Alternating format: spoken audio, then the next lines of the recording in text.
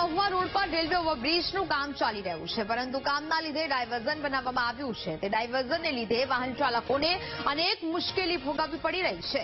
Mahuva road પર railway ઓવરબ્રિજનું કામ ચાલી રહ્યું છે, ત્યારે ભારે વાહન ચાલકોને પ્રવેશ ન આપવા મામલે જાહેરનામું પ્રસિદ્ધ કરવામાં આવ્યું છે.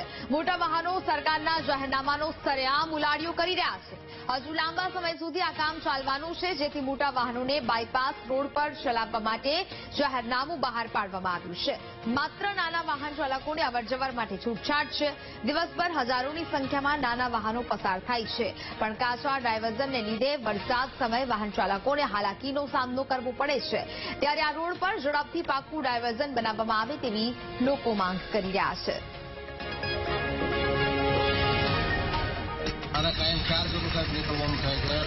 વરસાદ એવું હોય ને તે થોડો રસ્તો બંધ થઈ જાય છે, ગાડીઓ ખૂટી જાય છે અને મોટા વાહન લોડિંગ હોય તે ફસાય છે. એટલે અમારે 4 વ્હીલ વાળાનું તો થોડી કચનાય છે. અત્યારે હાલમાં તાત્કાલિક રોડ થાય એવી અમે સરકાર પાસે માંગણી કરીએ. પણ આ રોડનો અમારો રસ્તો છે. સાવરકુંડલા સિટીની અંદર ખરીદી અત્યારે વરસાદનું વાતાવરણ, અહીંયા ગંદકી ગારો પણ એટલો બધો થાય છે. આ લોકોએ નાળું બનાવતા પહેલા આનો પાકો રસ્તો કરવો છે નિયમ મુજબ. એ પણ કાંઈ કરી શકતા નથી અને અહીંયા ટ્રાફિક પણ એટલું થાય, માણસો પડે એટલા હશે અને ગાડીની અંદર નુકસાની પણ થાય છે. એના પોતાના સ્વાર્થ માટે કોન્ટ્રાક્ટર આ જે રસ્તો પહેલા બનાવવો પડે નથી બનાવતા અને ઉપરથી કોઈ એને આદેશ નથી કરતો. આ મેન રોડ છે મહુવા. અહીંયા બીજે ક્યાંય બીજો કોઈ વિકલ્પ છે નહીં. નાના વાહનવાળાને બાયપાસથી જવું પડશે. રોડ સાથે હોય તો આ રસ્તો એટલો બધો ખરાબ છે.